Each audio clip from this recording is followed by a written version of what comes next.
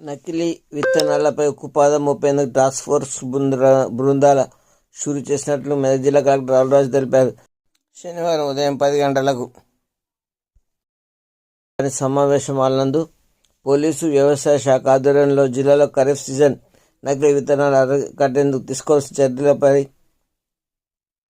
Task force joint సమన్వయ సమావేశం జిల్లా కలెక్టర్ ఏర్పాటు చేశారు. ఈ సందర్భంగా ఆయన మాట్లాడుతూ రైతుల ప్రయోజనాలు దృష్టిలో పెట్టుకొని ఖరీఫ్ ప్రారంభానికి ముందు క్షేత్రస్థాయిలో టాస్క్ ఫోర్స్ బృందాలను ఏర్పాటు చేసి విత్తన షాపులపై నిరంతర తనిఖీలు నిర్వహించి నకిలీ విత్తనాల అడ్డుకట్ట వేసి నాణ్యమైన విత్తనాలతో రైతులు అందించి సమృద్ధిగా పంటలు పండించుకునేలా ప్రణాళికాబద్ధంగా చర్యలు తీసుకుంటున్నట్టు తెలిపారు. పోలీస్, వ్యవసాయ శాఖ సమన్వయంగా విత్తన షాపులను తనిఖీ చేసినప్పుడు సర్టిఫికేట్, కంపెనీ లైసెన్స్, విత్తనాల నాణ్యత వీటన్నిటి నియమ నిబంధనలు పరిశీలించాలన్నారు. ఏ ఒక్కటి సరిగా లేకపోయినా సంబంధిత పోలీస్ యంత్రాంగం వివిధ సెక్షన్ల ద్వారా కేసులు నమోదు చేయాలన్నారు.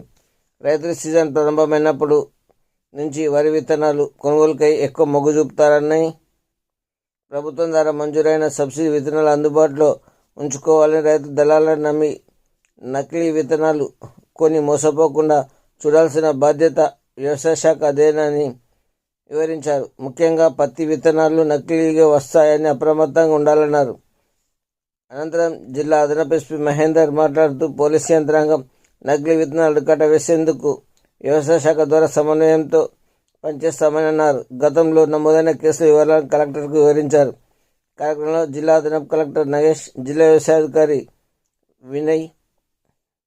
విన్సెంట్ వినయ్, సంబంధిత మండల వ్యవసాయ అధికారులు, పోలీసు యంత్రాంగం తరపున సిఐలు, ఎస్ఐలు తదితరులు పాల్గొన్నారు. ఏదైతే కేసులో ఉన్నారో వాళ్ళని పిలిపించి బాండ్లు చేయడం కూడా చెప్తుంది సార్. ముఖ్యంగా ఈ యొక్క సీజన్ రైతులకు నష్టపోకుండా ఉండాలంటే main collection of intelligence information చాలా అవసరం సార్. ఈ కన్సర్న్ మా ఎస్ఐస్ తర్వాత అగ్రికల్చర్ డిపార్ట్మెంట్ తోటి విలేజ్ పోయినప్పుడు ఆ విలేజ్లో ఇన్ఫర్మేషన్ మెయిన్ రాలేదు సార్.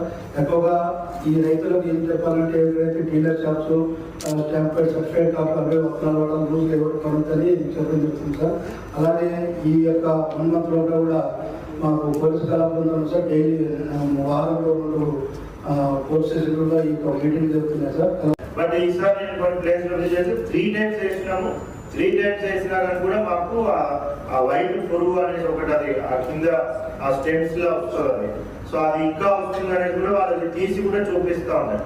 అంటే 3rd time వాళ్ళు పెస్టిసైడ్ వేస్తే కూడా ఆ వామ్ ఏదైతే ఉందో అది చనిపోతలేదు అది. సో అంటే